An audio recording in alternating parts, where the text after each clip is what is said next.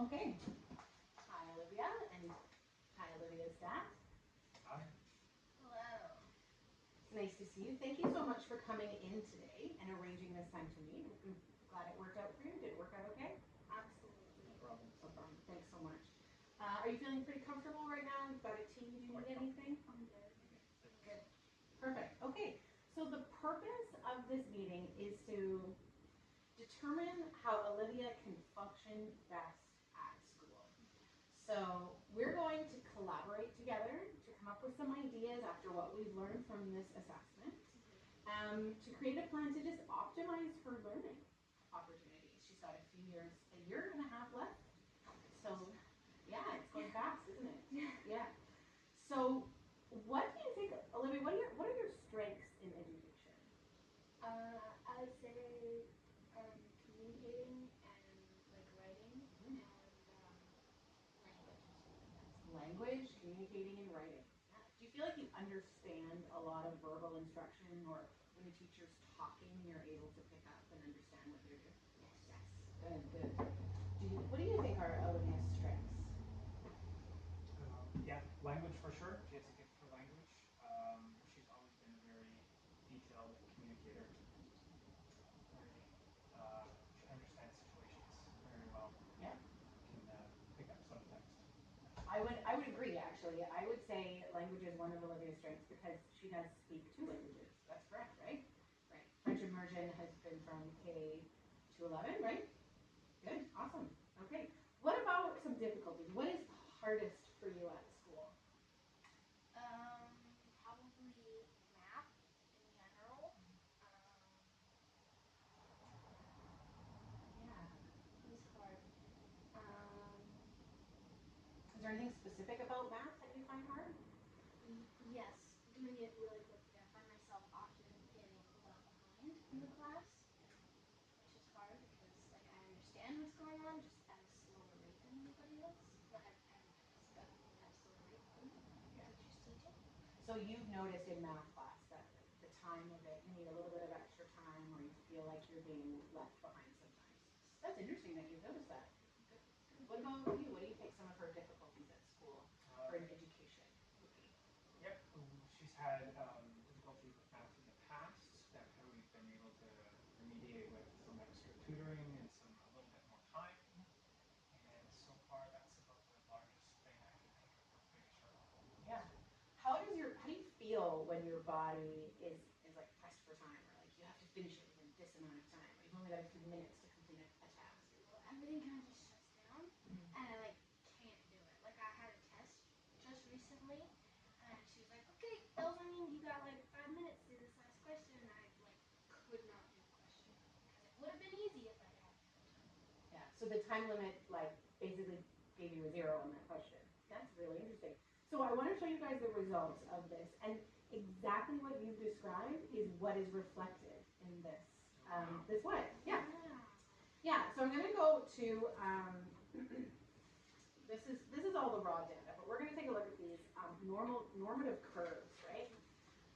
So if you look at this curve here, this is if you took an average population, or like you took 100 kids in grade 11 just like you, where are you on this curve? You know, average people in the middle get a score about of 100, and then every time you go up a deviation or up a group, shows you like there's very few people who are extremely high, and then there's also very few people who are extremely low. So most people fall within this average range. Okay. So if you look at your word reading, came into this high and very high range. Your score was exactly here, but just within error, we give you this gray area is your score. So you're able to read words within a high average to very high average range. And that is this, word reading, those are the same score here. Let's look at this one here. This one here is your essay. I want to take your essay. Your essay actually landed right here as well. So that shows that your ability to write and use language is again high to very high average. And if you look at just in general where you land, you're landing the average to high average range. So this is showing that you are able to use these word skills and you're able to apply them and use them in your education. And it's a strength that you have. I do want to take a look at this spelling. So overall, of all the language areas that we looked at for you, spelling was still, again, average to high average, but it was your lowest score. And I just wanted to make a note that that doesn't mean you don't know how to spell. If you look at the fact that you were taught phonics in French from kindergarten up, and you never actually learned phonics in English, that again would be a strength. So I'm sure there are kids who in French immersion who would take an English spelling test who would probably fall in this range, but because you have that language ability, even your spelling is coming quite average or high in a language that you didn't even learn the phonics in. So that's just, I'm just expressing to you that it should be a strength that you look at as something that, as a gift that you have. But let's talk about math. You did well in math. But if you look at that problem solving here, we're within the average to low average range. And this also you need to think about. This was a testing, like it was a test. You felt like it was a test. So maybe you might score a little bit higher if you knew it wasn't a test and you knew you were being assessed on it. But again, it's average to low average. And then again, numerical operations, you did pretty well. You did again in the average range. So what's the difference between numerical operations and So math problem solving, this was the one where I gave you the word problems, and you, actually, I might have to check, I might have to follow up with you on that one, because I think I might be getting them mixed up. I think numerical operations is where I gave you the word problems and you had to solve them, and then math problem solving was where it was just the question on the paper. One, I think this is the one with the words, and this was the one with the math problem solving, which would make sense, because the numerical operations has the word problem solving. But I do want to take a look at this one. So when we look at fluency, this was your math fluency. We did addition, subtraction, and multiplication. You still did excellent, right? You were still within average ranges. But these were the timed ones, where you knew you were being timed and you knew you had to go as fast as you could. So, and that was sort of where your lower score came, and subtraction was the lowest out of the three of those. But overall, your math fluency composite, it still landed within the average to low average range. Do you guys have any questions about this? I'm going to let you take this home, but do you have any questions about what this means or this means for Olivia? Not really, no. So it's something you can get tested again later to see if there are changes? Yes.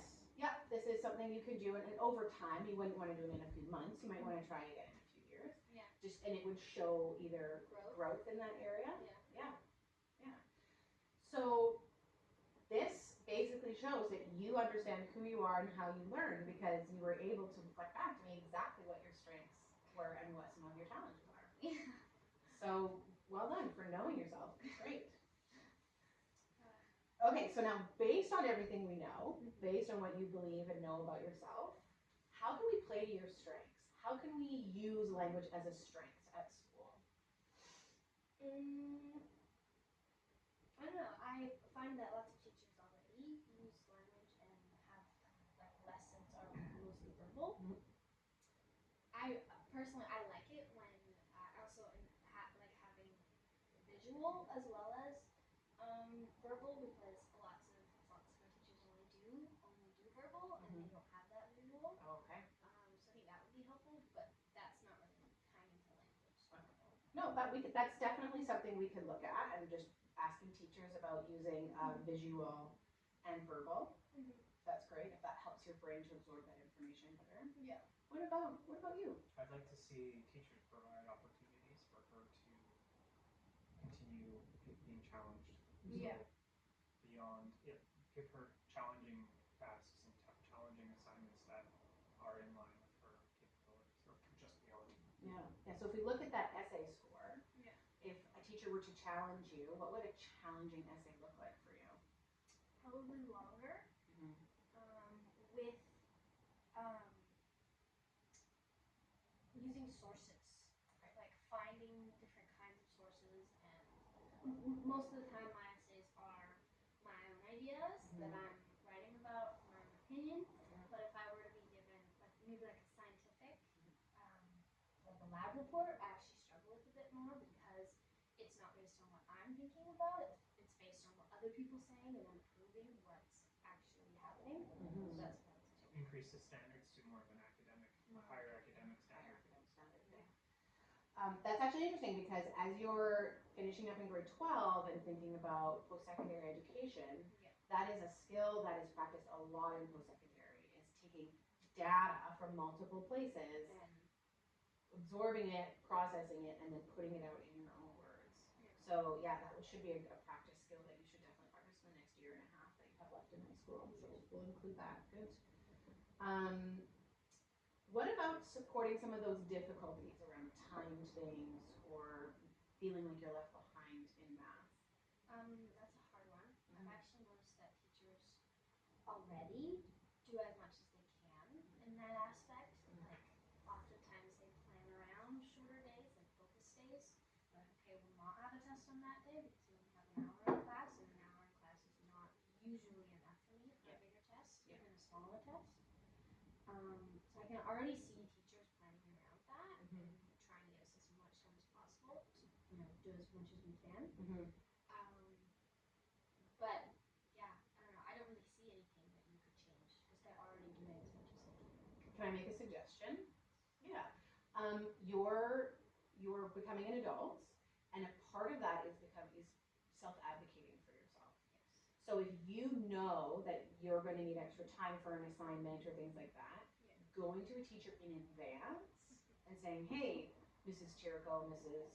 Neufeld, this assignment looks really difficult. Can I have the weekend? And then then you're advocating for yourself to give yourself extra time. And you can even say, hey, I know I struggle with math when I'm in a rush. Can I have the weekend and I know I will do better on it? So that would definitely be something that would benefit you. It's a skill you can practice self-advocating for yourself. That also dovetails well with your communication skill. Yes, you're right. Leverage your communication skills with teachers. Great. Anything else in that? I think you can help. That can help you. Well, yeah, like you were saying, like it is stuff that I can do on my own part and advocate for myself. Yeah. Like I can go in and ask teachers to reiterate lessons, or to like if I missed parts because I was going too slow and I had to skip and be caught up, and I can go to teachers and ask them, like, hey, like I missed this, help me. Is there anything specifically about what you're learning that you could say take extra time or get an extra practice questions or anything like that that would help bolster your skills? They already give us lots of opportunities with, especially my math teacher, with like extra stuff that we can do. She always has work that we can do. Time is the limiting factor for you, right? Yeah. Okay, I'm gonna make this another suggestion. Math is a ladder.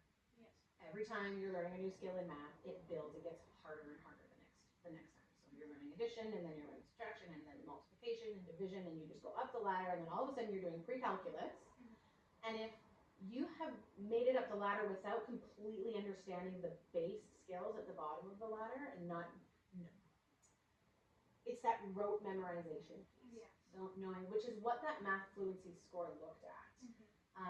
If you could practice and have a strong foundation in those fluency skills of basic addition, math, and multiplication, then it will make the processing of the harder, more complicated math, it'll take the pressure off, right? So if you're doing some algebra and you have to, add 11 to one side and add 11 to the other side, if you quickly know how to add or subtract 11, then you don't have to stop and process it. It will make that longer processing easier by making those smaller steps more simple. Yeah. So a suggestion I would say is practice those those basic math facts Mhm. to make sure you have that strong foundation of knowing your multiplication skills like this, Yeah. right? Yeah, I could speak about that in math, but yeah, that's great. Good Are thing. there any other parts of your math foundation that could be just built up a little bit? Working through the current math that you're doing now, have you found challenges with things that you're supposed to know? Yes, of course. Adding and subtracting. Oh, I Like, see. not adding the like numbers that are like not normal, like negative numbers. Integers. I struggled with that in middle school. Okay, yeah. And my teacher, Miss Horsepower, like the way she was teaching it wasn't the way that I was understanding it. And we moved on, and I still have to use a calculator. It might be worth spending a bit of time on those so they become much more familiar. That might simplify. Strengthening that base. We use those a lot. No, that's a great call. Okay, great. So integers, basic math facts. Yeah. So great. Okay. Is there anything else you guys would like to add as we look at these action plans we can go moving forward? Would you like to add anything to this plan? No. Yeah, great.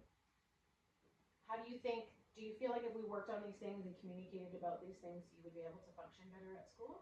Absolutely. Yeah. Well, I find I already function pretty good at school, so that would just make it extra easy.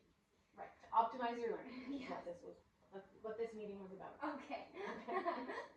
Sounds good. Then yes. Did you have anything you wanted to add? No.